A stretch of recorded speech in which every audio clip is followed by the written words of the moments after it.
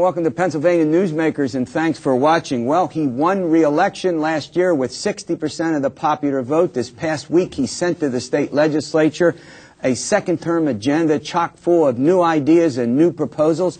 The he in this case is the governor of the Commonwealth of Pennsylvania, Edward G. Rendell, and he's our special guest when Newsmakers returns. This is Pennsylvania Newsmakers, a fast-paced, unrehearsed weekly discussion with and about the leaders who shape your world. And now, here's your host, Terry Madonna. Hi, welcome back to the program. Let me first introduce Governor Rendell. Governor Rendell, as always, welcome. Nice to be back, Terry. You've been on the show many times. You even hosted the show. We'll have to have you back. Now that you're not a campaigner, you're in that campaign mode, we'll bring you back. We can do that, right? Yeah, we can do that. Hey, before we go, and there was all this talk. We're going to get into your budget and your proposals. There was all this talk earlier about you running for the presidency, and I'm not going to push that. People would come on here and said, you ought to consider running, but you made that decision not to. Have you thought about? I mean, you're the governor of a very large state. You've got prolific fundraising. Have you decided on a candidate? Is it yet? What are you doing about this? Not yet. Number one, I never had any interest in running for president. There are too many candidates out there to begin with, and I'm very excited, as you can tell from the budget, about the challenges that are here. In terms of a candidate, it's far too early for I think anybody to take sides.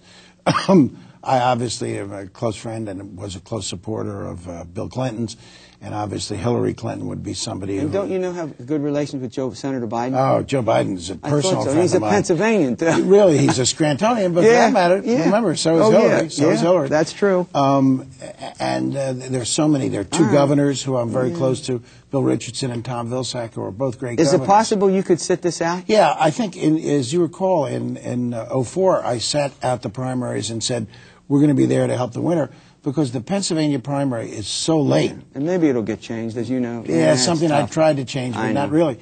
It's so late that, and I don't flatter myself to think that the people in New Hampshire are waiting to hear who I endorsed. So we have the luxury of staying out, and what I've told the candidates is, whoever is the putative nominee come early March usually, they can call us, and within 2 or 3 weeks, we'll put together a terrific fundraiser for them. Plus, you can get them in the state and get them around, because Pennsylvania is one of the real competitive states. The irony is that we have nothing to do with selecting the nominee. Everything to do. We're one of the 2 or 3 most important states. Let's go to your agenda. Look, I think it is probably the most ambitious, aggressive agenda of any governor seeking a second term. It's got a variety of new programs in health care, energy, roads and bridges, and this sales tax thing.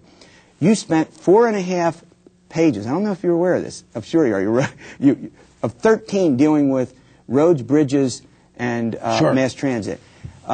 Is that, it's probably not possible to get all this done by June 30. This is your second term deal, it seems to an observer like me. What is it that you think, if you get to pick, which of those 4 things do you want the legislature to do? Well, it's interesting. In your priorities. I think this is a real test of government reform. We pay the legislature to be a full-time legislature. We have even without the pay raise, we still pay very highly. And we're a full-time legislature. And there is a lot of time left between now and June 30th, 5 months. I think if we work hard and if we engage and let all the facts be known, I think the legislature can take action on all of these. And let me tell you. Including the health care thing? Yes. First of all, there is a time imperative for all of these things. For roads, bridges, highways, and mass transit, they're basically out of money, and we fall further and further behind every month we delay. And you don't want to keep using highway funds. We can't. You can't. You can't. Is that once and done? That's once and done. Over. So there's an imperative to get that done in the next 2 or 3 months. Healthcare, there isn't a time deadline, but look, how long can we ask people to go without health insurance, number one, and number two, our businesses. The statistic that's most stunning, Terry, in our health care plan is in the last 7 years, 2000 through 2006, health care premiums went up 75%, inflation went up 17%, and median wages went up 13%, meaning our businesses and our employees who co-pay are falling so far behind, the system's going to collapse. It seems to me, just logistically, because of all the bills you'd have to amend, maybe some 30 or 40 piece of legislation, the tougher of the thing. Seemed to me, look, you're the governor I'm just an observer. But they're all tough. Transportation's that's tough. True. That's true. Leasing the turnpike and getting that right, that's tough. Writing a good bill that not only taxes the oil companies for the first time, but make sure that those oil companies can't pass it on to us. Let's go through the pieces of some of this, because I think let's take the bridge and roads and lease the turnpike. You want a commission to study this? Is that what you recommend? No, we've studied it already.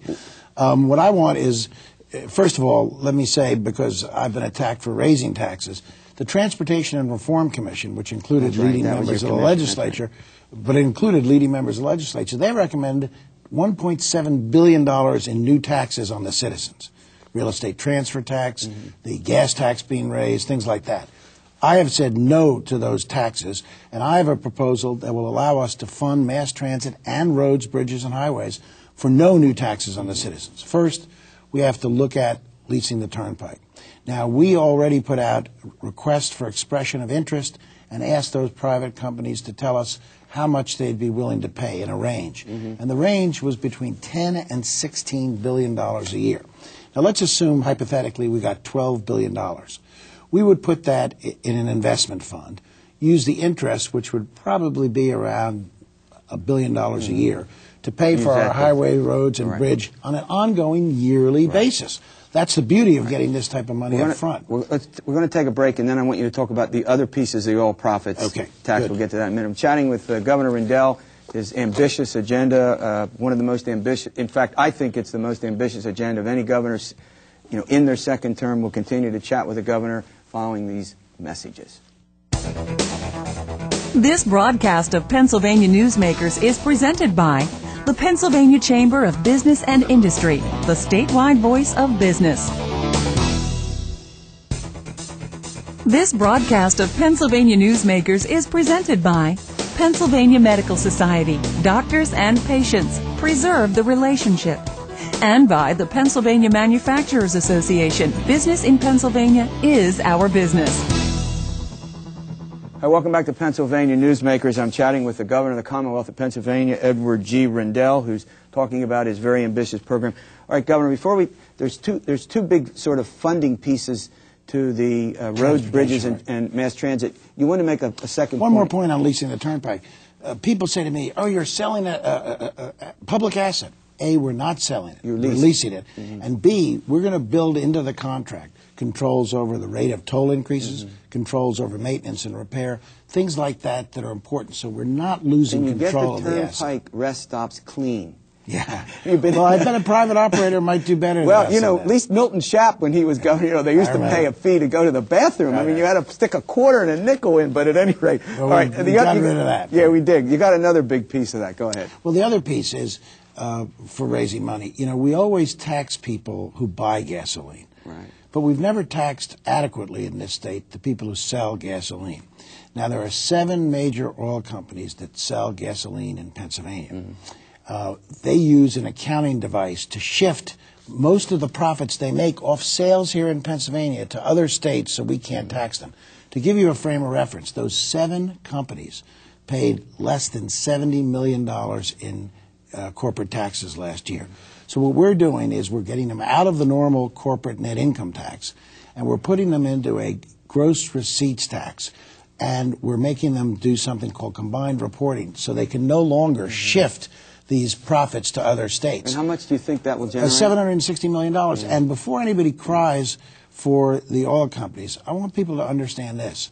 The oil companies in this country in the last 3 years made over $370 billion of profit.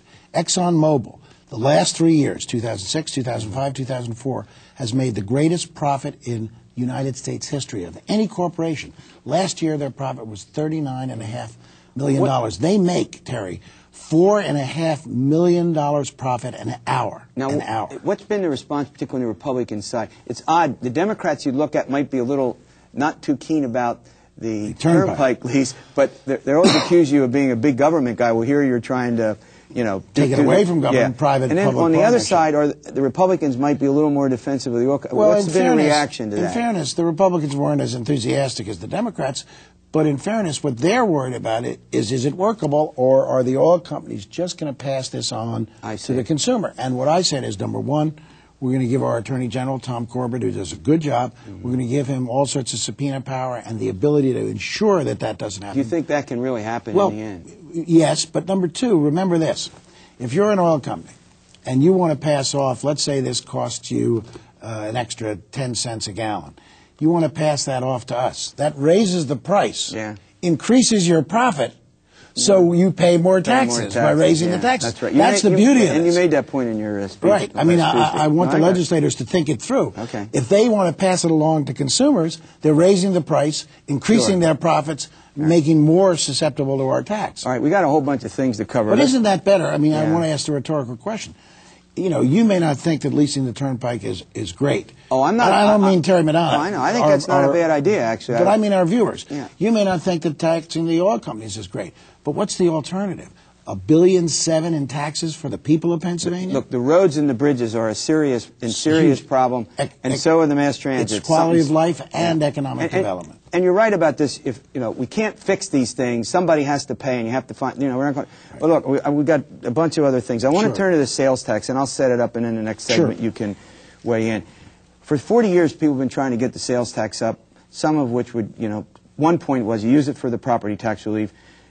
Guys who are on the opposite side of the aisle from you that don't often vote for you, like Representative Rohr and Republicans, said, let's do this, let's do this.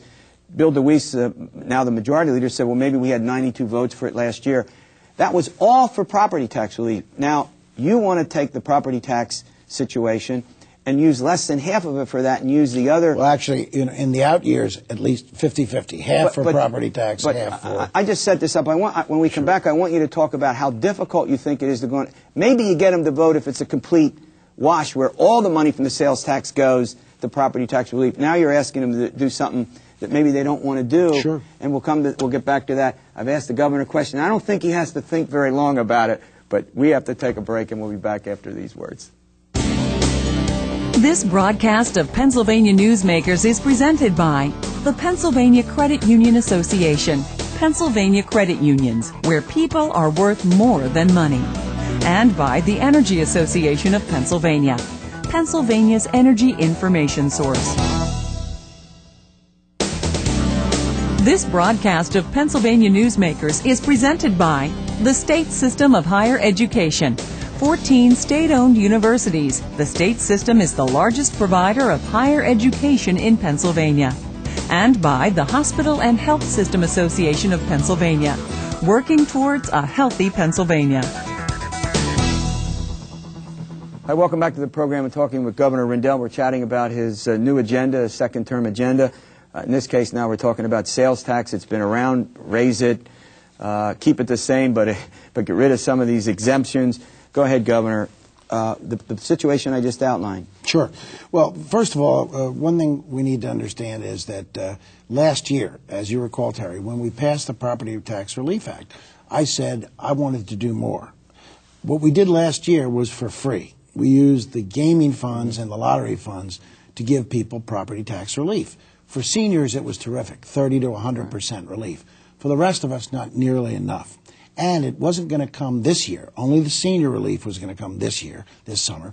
So what I'm proposing now is to use basically half of the property tax going forward, half of the sales tax, the 1% increase, to reduce property taxes. The beauty of it is that this year, everyone will get relief under this plan, because there's enough money already in the gaming reserve. With this new money, we can give out about $1 billion, around $920 million of property tax relief. So you will get that relief this year if you're a property owner. Now, the other half... And that's, I think, the more controversial absolutely. part. The other half of the sales tax increase is something we really don't have any choice about. People talk about spending. Well, this year's budget is 3.6% in spending increases. And all of that spending increase comes in education, health care, well, I don't think there's a lot of criticism of that. That's not a huge increase. But what I'm saying is, and in fact, the rest of the budget, everything else is cut by $162 million. The point is, in those three, we are mandated by federal law or court order when it comes to corrections to make these expenditures. They're not things that Ed Rendell necessarily wants to do, but I'll give you an example. The federal government, for the Medicare Part D prescription drug program, federal government enacted that without any consultation with the states. but they have asked us to write them a check to defray the cost of that. This current fiscal year, we have to write them a $338 million check. This coming fiscal year, which this budget is planned for, we have to write them a $325 million check. By law, by federal law, we have to do that. So that's the reason for the additional increase. I mean, rationally, the state has to make the payments. We understand it. But the political side of it is that a lot of legislators got reelected arguing that they wouldn't vote for a tax hike. Now, you could say if you take all the money from the sales tax, it's an even shift. You know, something you wanted hold on, you wanted that for years and they wouldn't do it. Now, won't some of them look at this other piece and say, well, that's really a tax hike? Well, I mean, how do you answer that? Here's how I answer it. For the average Pennsylvania homeowner, for their household, our statistics, and they're pretty accurate, show, and I want to get this right, they'll pay an additional $168 a year in sales tax. They'll pay $6 more for the tipping fee, for the trash disposal. They'll pay $6 more for the energy assessment, which will through all the possible tax $180 a year. The average property tax relief cut this year will be $186. So that's your answer. It's a $6 net. We got to go to a break, believe it or not, but you want a holistic look at this. You don't just want them to piecemeal it. If you're a smoker, it adds $22. You'll pay $16 more. For non-smokers, $6 less. I want to talk with the governor about his energy pack. We got health care. We're going to have him back. We can't get through all of this in a half an hour. Chatting with the governor of the Commonwealth of Pennsylvania. We'll be back after these words. This broadcast of Pennsylvania Newsmakers is presented by the Pennsylvania Builders Association, building today for a better tomorrow, and by the Pennsylvania Cyber Charter School, bringing educational innovation and freedom to the children of Pennsylvania. Hi, welcome back to Pennsylvania Newsmakers. We're talking to Governor Rendell. The governor has promised that we had a little session. He's going to come back in April. We're going to get into health care. And we're going to talk about energy, but I want to ask you just one other question about the legislature. You've got to go and get the legislature to work with you on this. But there is some aspects where you and the legislative leaders don't always agree, like these bonuses that they gave to their staff. You've been pretty critical, and you've been upfront and straightforward about that. Do you see any signs that all this is getting a little better over there? I mean, I noticed, look what the Senate did. I do think it's getting better, and I want to congratulate both Speaker O'Brien and President Pro Tem Scarnati and Majority Leader Pileggi. They have taken strong measures to make sure none of this gets done again, and that there's transparency. I think the key is transparency, so that when they spend the taxpayers' dollars, you, the media, and you, the public, get to know almost immediately what it's being spent on. If they do that, you're going to see a lot less of this chicanery that's going on. Well, I agree. I mean, while I noticed you gave bonuses of 2% and 3%, there was not a single criticism, and I'm not just saying that because you're here.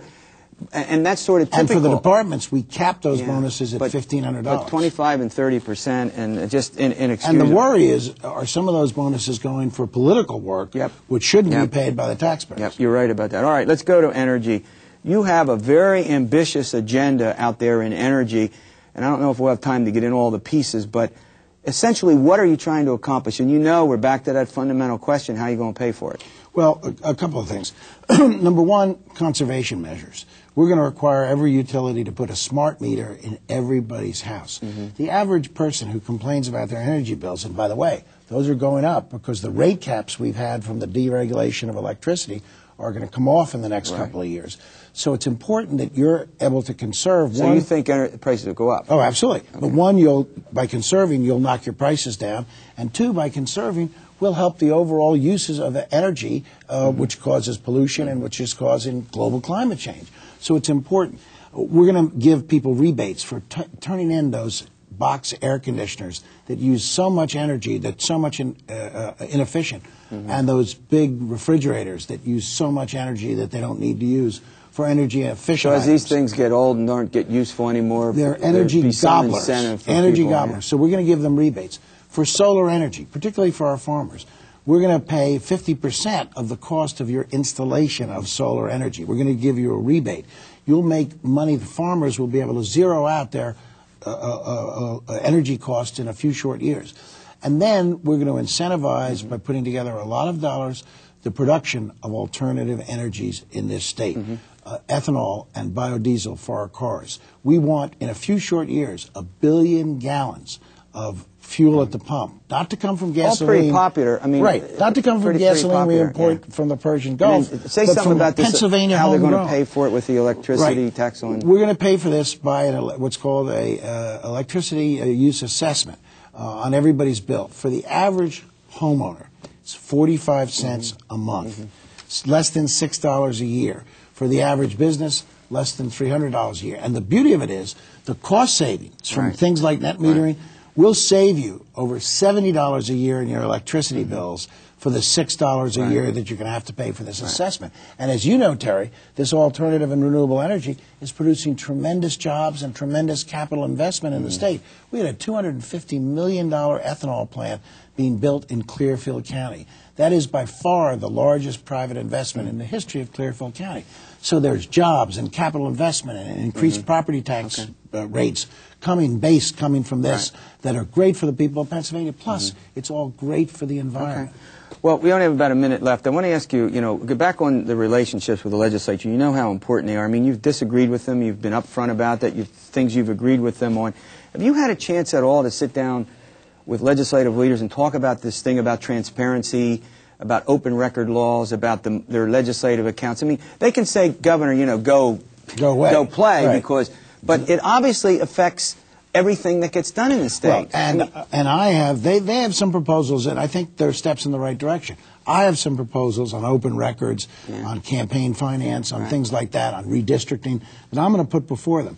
But give the new crew credit. Speaker O'Brien deserves credit. Pelleggi and Scarnati deserve credit. The Democratic leadership in the Senate seems to be headed in the right direction. So your position is wait and see. You think they're moving in the right direction. Right. But open records, it's the devil's in the details. Yeah, it's what's open to the public. Yeah. What's open. And you would argue for, we got about 10, total you would argue for more openness. Total disclosure. All right, there you have it. The Governor of the Commonwealth always gets the last word. We'll see you next week for another edition of Pennsylvania Newsmakers.